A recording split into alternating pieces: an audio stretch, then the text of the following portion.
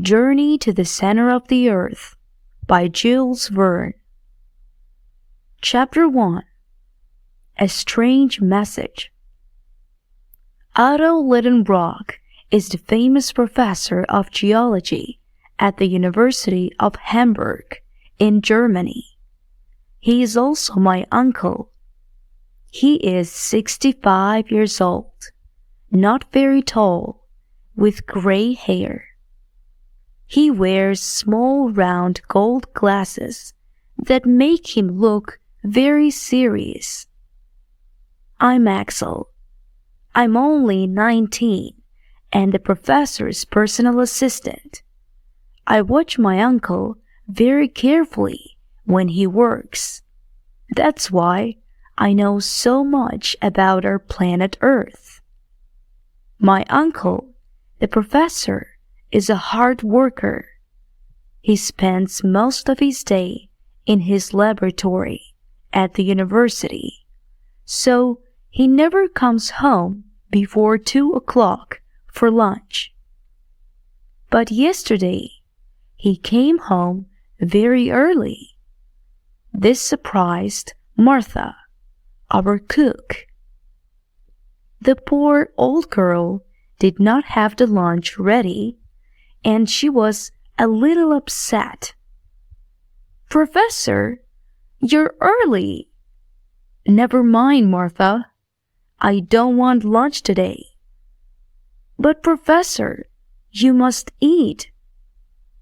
The professor looked excited. "Martha, food is not important." Then he turned to me.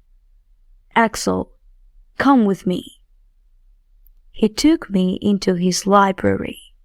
It was a big room with lots of bookcases against the walls and heavy velvet curtains in front of the windows. In the middle of the room, there was a desk where my uncle spent most of his evenings. He took an old book out of his coat pocket. He looked at me. "Axel, look at this. Look at this." I took it from his hand. Its cover was hard, and it looked very old. "Why, what is it, Professor?" "I found it today in an old bookshop. It's 700 years old." "What's it about?" "It's about the old princess from Norway who came to live in Iceland." "Why is that so special?" He smiled and said, "Because it is written in a language that no one uses anymore." I opened the book and saw strange letters from a strange alphabet. I did not understand any of it. I turned its yellow pages, and a piece of paper fell out of the book onto the floor. The professor jumped on it. "What's this?" It was an old yellow piece of paper with the same strange letters on it. The professor knew many languages, but he could not read this old language from Iceland. He took a thick book from one of the shelves. It was a dictionary for all the old languages in the world, which people do not speak today. Then he gave me a piece of paper and a pencil. "Axel, write down these letters as I read them to you."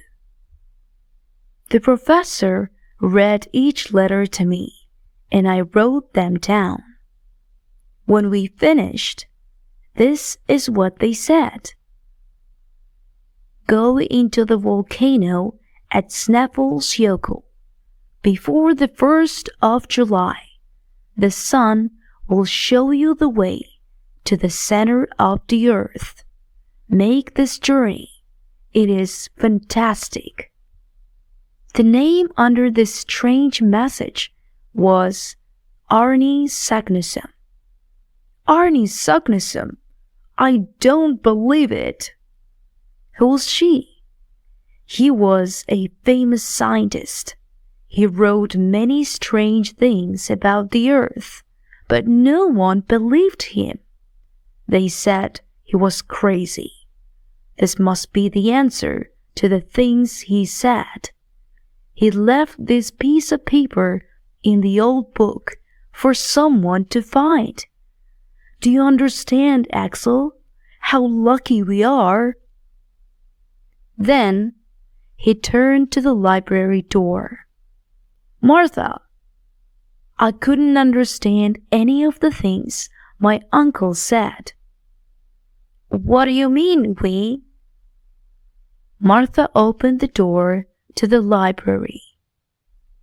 Did you want me, sir? Yes, Martha. I want you to buy us 2 train tickets to Denmark. Master Axel and I are going to Iceland. This was the biggest surprise of my life. What? Uncle, I can't go.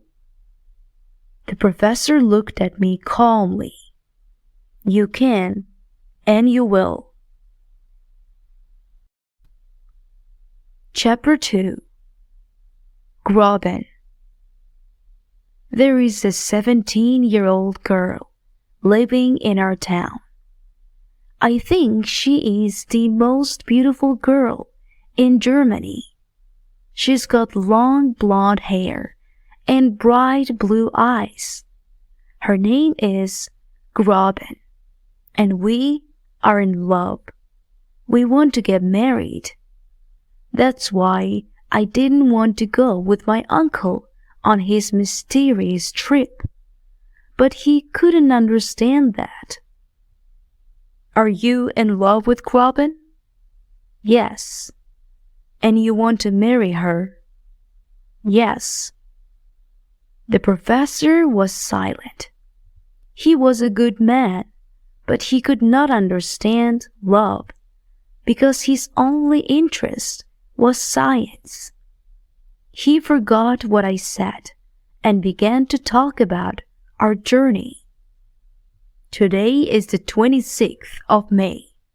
We have 1 month to get to Snapples. We're going to take the train to Denmark, and then we'll take a boat to Iceland. The whole trip is going to take 12 days. Then we have to walk to the volcano. I could not listen to him anymore. My heart felt heavy. The professor needed an assistant, and he did not want anyone else to know about the secret. But how could I leave my Groben? I went for a walk through the beautiful city of Hamburg. I walked along the Elbe River, thinking of Groben. I stopped for a moment to look at a fishing boat sailing on the calm water. Then I turned, and, like magic, she was there. Groben, my Groben, stood 20 feet away, looking at the river. Groben! She looked like an angel. We ran into each other's arms. Oh, Axel, I'm so excited. She sounded very happy, but I couldn't understand why. Excited? Why are you excited, my love? I was at your house. I heard about your journey. Isn't it wonderful? For a moment, I felt sad. So Groben wanted me to go away from her. But Groben, we want to get married. I don't know when I'm coming back. She looked at me lovingly and held my hand. It doesn't matter. I'll still wait for you. Don't you understand? This is the kind of journey all great men must make. When you come back, you're going to be famous like your uncle. Then our life will be perfect together." "Do you really mean that?" She touched my face and smiled. "Of course I do." "Oh, Robin, you are the most wonderful girl in the world." Back at my uncle's house, I felt excited. Then I thought of something. Maybe this adventure was too dangerous. Maybe we wouldn't come back. I ran into the library where my uncle was. "Uncle, is it possible that we won't come back from this journey?" His answer didn't make me feel any better. "There's only one way to find out, Axel." Chapter 3. Iceland. It was very early in the morning when the boat got to Iceland. We could see the round body of the Snæfellsjökull volcano going up into the sky through the clouds. It had snow near the top, and it looked like an angry monster waiting for someone to try and climb it. The boat stopped at Reykjavik. It was a small town with small brick houses. Mr. Fredrickson, a professor from the university there, met us at the boat. He looked very friendly and smiled when he saw us. "You must be Professor Lidenbrock."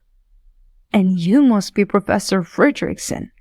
This is my assistant, Axel." We shook hands. "You got my letter then?" "Oh yes, Professor, and everything is ready for you. Please, come with me." My uncle did not tell anyone the real reason for our journey. He wanted the two of us to be the only ones to travel to the center of the earth. But we needed someone to go along with us as we didn't know the area, and the ice and snow around volcano was too dangerous. So Mr. Fredrickson found us a guide. His name was Hans, and he looked perfect for the job. He was tall and very strong. He had small blue eyes and long red hair. He almost never smiled or spoke. Mr. Fredrickson introduced us. "Professor Lidenbrock, this is Hans. Hans, the Professor Lidenbrock and his assistant Axel." Hans moved his head just a little to say hello. Hans is a very quiet man, like most Icelanders, but he is the strongest and best climber in Reykjavik. My uncle smiled at Mr. Fredrickson's words. "He's just perfect, Mr. Fredrickson." Mr. Fredrickson let us stay at his house until we were ready to leave. We needed many things for our adventure.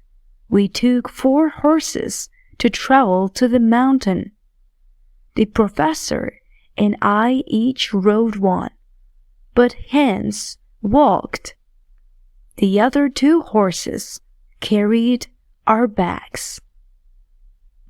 We took a lot of things with us: rope for climbing, tools, lights, guns, medicine, and enough food for 6 months.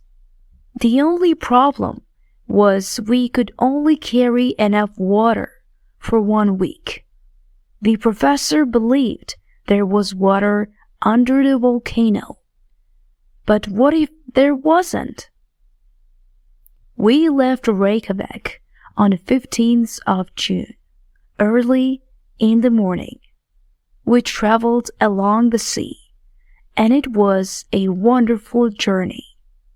The land had a dark color from explosions of the volcano, and the beautiful blue sea next to it made it look fantastic. The journey to Snaffles took us 6 days, and each day we stopped in a different village for the night. The villages were small and were very pretty, built at the foot of the volcano next to the sea. The villagers were nice, but like hens, they did not talk much. When we got closer to the top of Snaffles, I thought of something. "Uncle, what happens if the volcano explodes again?" "No, that's impossible. This volcano had its last explosion in 1229. I checked the ground. It's impossible." "But, Axel, I'm a scientist. This is a fact. There's nothing more to say." It was now 11 o'clock at night, and we were at the top. We stopped and found a small place inside the opening of the volcano where we could sleep. That night, I had a dream. I saw that I was alone inside the volcano. I was lost and very scared. Suddenly, the volcano exploded, and I was shot out of its top like a rock. Chapter 4. Inside the Volcano. The mouth of the volcano was 1 mile wide. We tied a rope around each other and began to climb down. Hans went first. The inside of the volcano looked like the inside of an ice cream cone. Its opening became smaller as we went down because of the rocks left there after explosions. The bottom of the volcano was 2,000 feet down. When we got there, I looked up and saw the opening at the top. It was a perfect circle of clear blue sky. There were 3 holes in the floor of the volcano. Each of them was about 100 feet wide. The explosion of rocks and hot lava once came through these holes and then out through the top. Now they looked like dark caves. I looked at the holes and then turned to my uncle. "Which one do we take?" "I don't know. Arnie Sagnussem said the sun touched one of them at the end of June. Today is June 25th. It is too late to see the sun today. We must wait until tomorrow." "What if it's cloudy tomorrow?" "Then we will wait again. But we only have 5 more days. In July, the sun is too low. It cannot reach the bottom of the volcano." "Then we can go home?" "Axel, don't say such things. Tomorrow will be sunny, and we are going to the center of the earth." The next day, it was cloudy. The professor could not believe it. 4 days. We only have 4 days. Please, please, sun, come out. Come out. The professor looked up at the sky with his arms open. The only thing he wanted now was to see the sun shine. I thought of Groban and the danger waiting for my uncle and myself inside those holes. I hoped for rain. Hans built a small house from the large rocks he found on the floor of the volcano. He never said much, but he always thought of something useful to do. I checked the rock of the volcano walls to see how old they were. Drops of water from the ice and the snow outside ran down the wall, and the sound they made inside was like music. Suddenly, the professor called out my name. "Axel! Axel, come here!" I ran to him curious to see what was there. "What is it? Look at this." There were 2 words on the wall of the volcano in the old Icelandic language. "What does it say?" "Arni Sagnussem. He was here. We're in the right place." The next day, the sun came out, and at 1:30 in the afternoon, it touched a hole in the center of the floor. "That's it. That's the hole to the center of the earth. Let's go." Hans brought our bags, but there was one problem. We could not carry all of them and climb down the hole at the same time. "What must we do now?" The professor took off his glasses and cleaned them while he tried to think of a solution. "Well, we'll throw everything we don't need down the hole, and we'll find it when we get to the bottom." Hans threw the bags down the hole in front of us. We listened, but we never heard them hit the bottom. Chapter 5. Lost in the Tunnels.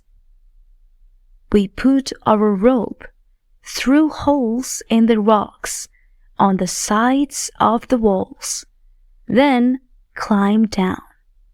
Hans went first, then my uncle, then me.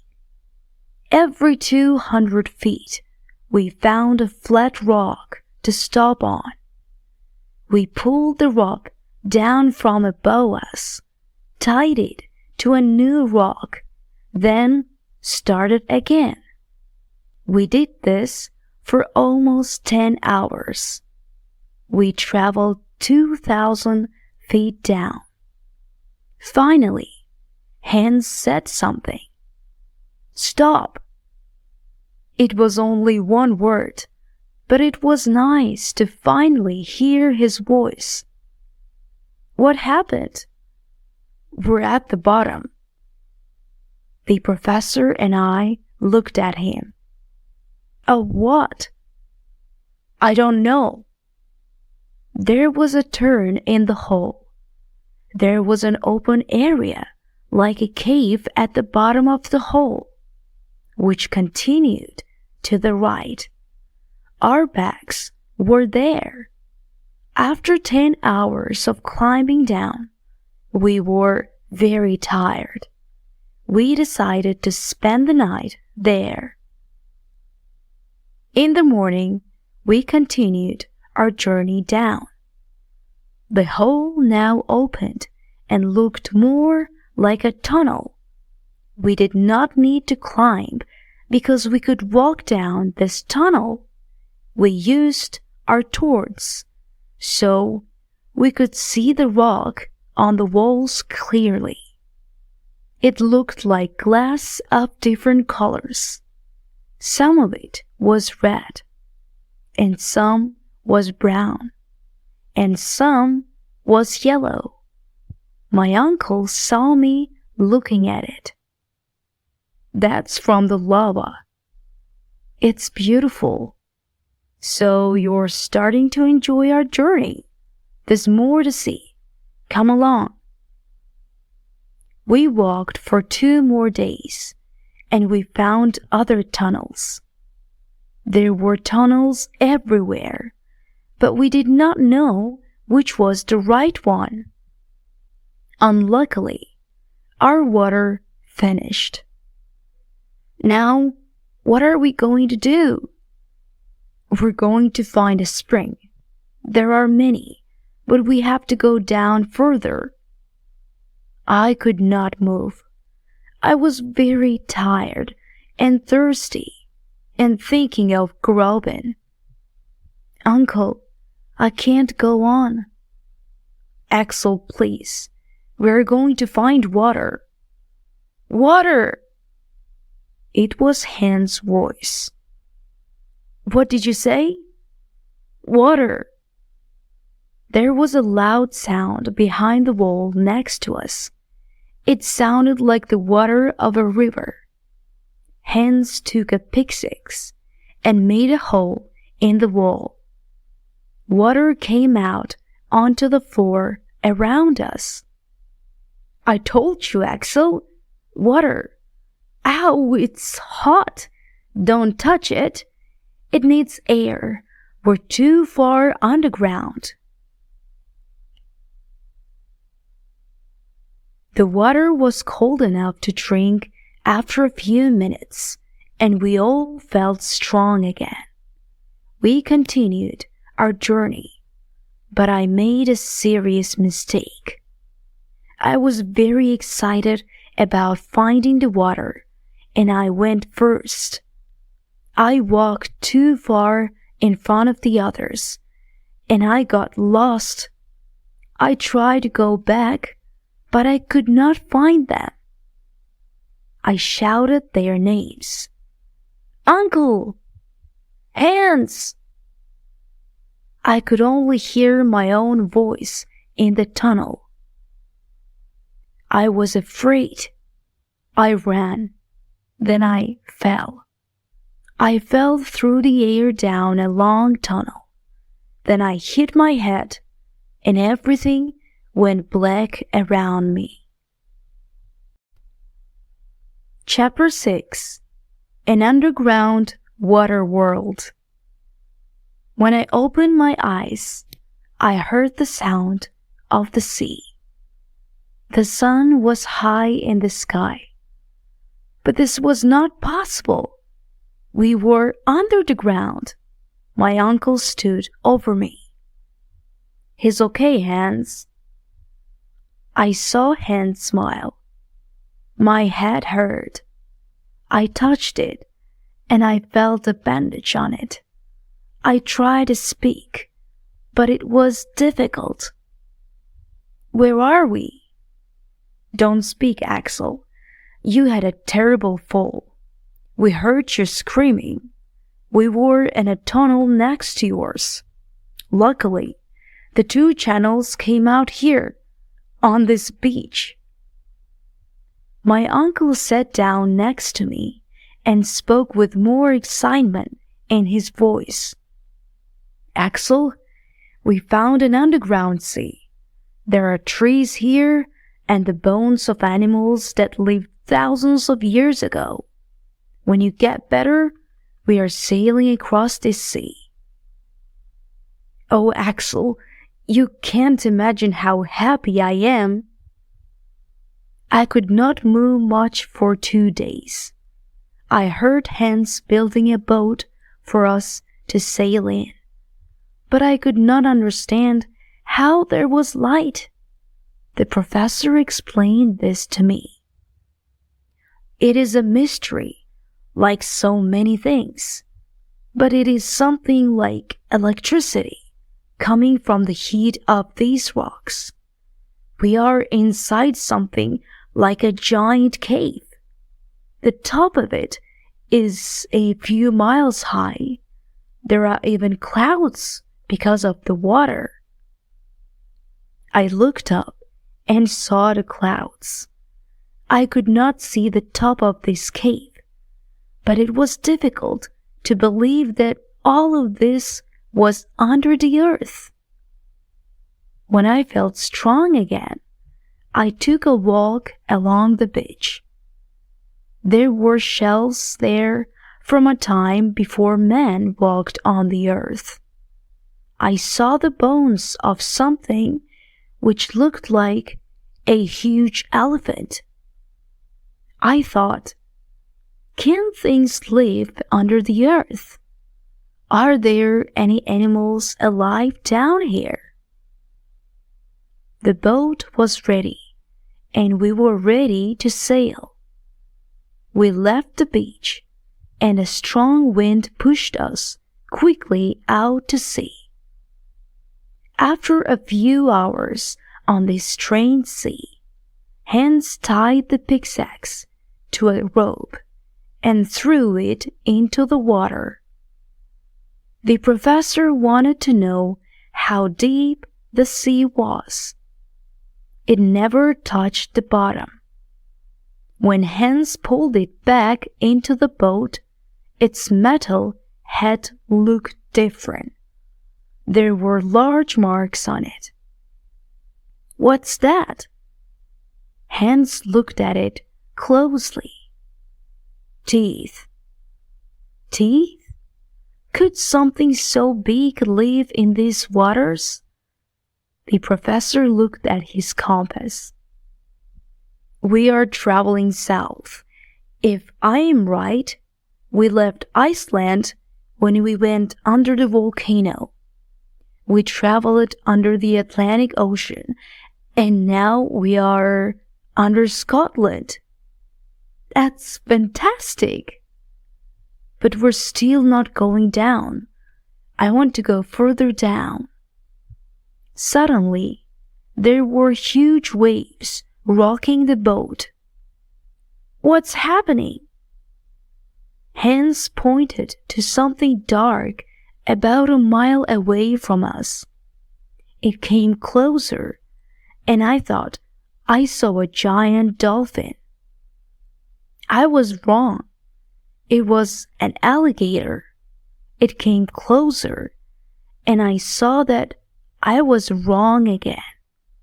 It was something with the body of a dolphin and the head of an alligator. It was over 100 feet long. Then I saw a huge snake with a shell on its back like a turtle's. We took the guns in our hands, but the animals did not care about us. They fought each other. It was a horrible fight. We heard the snake hissing and the dolphin screaming. They both dove under the water. Everything was quiet. Then the snake's head came out of the water. It hissed one more time before it died in the water. But where was the monster dolphin? Chapter 7. A Terrible Storm. Now, our journey felt even more dangerous.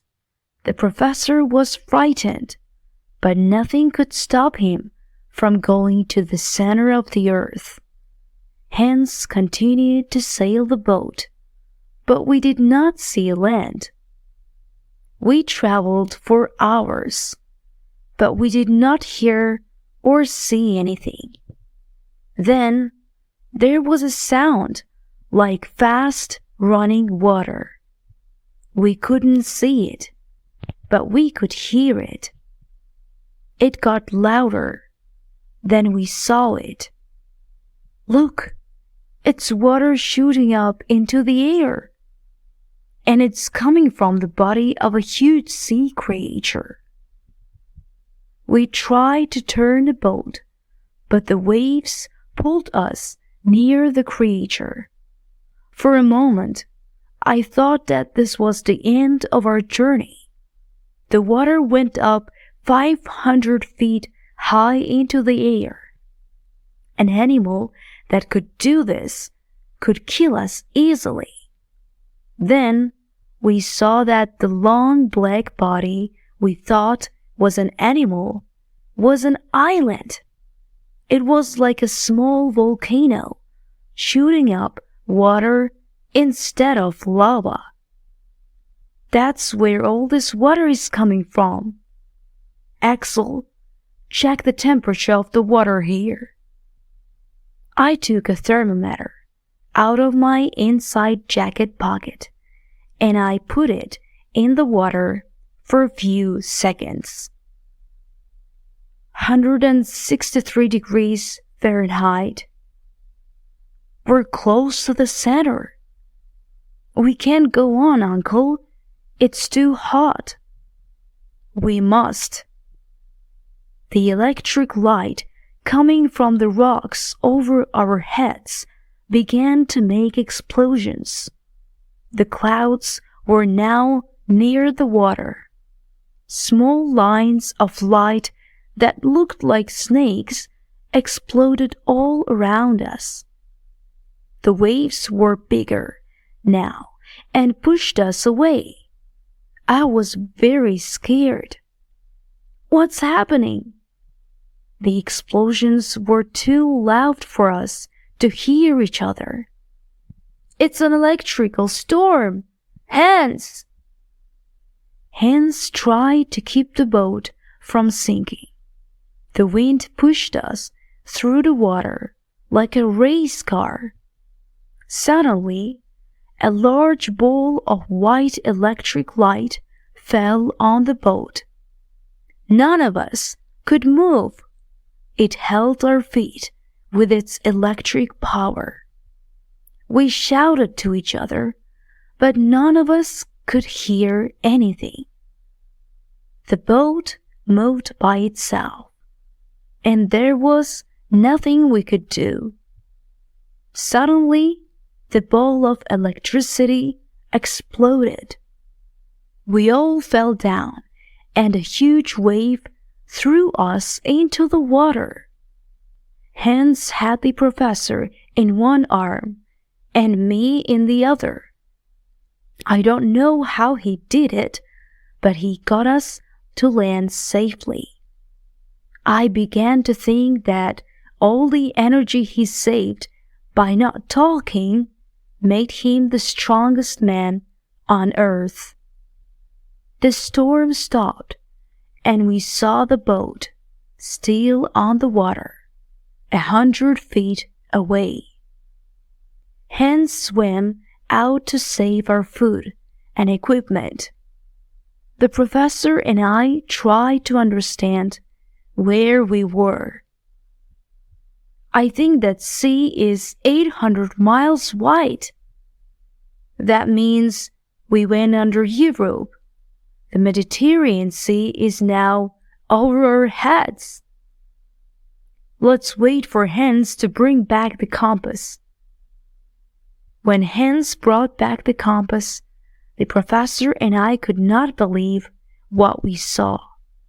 It said we were north and not south. That meant the wind took us back to the place where we started. Chapter 8. A Lost World. We were on the north side of the sea again, but not on the same beach as before. For this reason, we began to look around to see what we could find. The professor didn't want us to stay there for long. He wanted to sail on the sea again. Professor, it's too dangerous. You saw what happened. I don't care, Axel. I did not come all this way to turn back now. We've got to see what's on the other side of that sea. This beach was longer than the other one. Its rocks had more holes in them, and I thought this was because of earthquakes. There were many more bones and old shells on this beach. Look at all these, Axel. We can read the whole history of the world from these bones. There were skeletons of animals that are not living today. It was very exciting to see them out in the open and not in a museum. "Axel, look! A human head!" There, with all the other bones, was the head of a man. How did it get here? Did it fall down one of those holes like we did? Was it going to happen to us? The professor was excited. If other scientists could see me now, this could be the oldest skeleton ever found. We walked further down, and the beach changed. Now there were large trees and small plants around us. The further we went, the more life we found. Suddenly, I saw something move behind the trees. My uncle and I hid. It was a family of mammoths from thousands of years ago. "Axel, can you believe it? There is another world under our earth." "But are there also people here?" "Yes, look." I couldn't believe it. Walking behind the mammoths was a giant man. He was over 12 feet tall, with long hair and a beard. He had a piece of animal skin around his waist. Should we try to talk to him? No, he looks dangerous. Hans is not with us, and we don't have our guns. Let's go back to the boat. We ran away quietly, so the prehistoric man did not see us. When we stopped running, we were back at the beach. I saw an old knife on a rock. "Let's clean this and keep it. It could be useful." "Axel, don't you understand what this is?" "Yes, it's a knife." "But it's made of metal. It's only 200 or 300 years old." "Do you mean—" "Yes, Arne Saknussemm." The professor saw a cave nearby. He ran to it. "Axel, it's him." On the rock, next to the entrance of this cave, there were 2 letters in Old Icelandic. A.S. The professor looked very excited. "This must be the entrance we are looking for." Chapter 9. The Last Tunnel. Hans brought the boat to the end of the beach where the cave was. We tied it to a rock in the water and took our bags to the cave. "Are we going to use the boat again?" "I don't know. Maybe if we come back this way. But who knows where this new tunnel will take us?" We needed the boat sooner than we thought. We walked about 12 feet inside the cave. Then we saw a huge rock blocking the tunnel. We couldn't understand it. How could Arne Saknussemm get around this rock?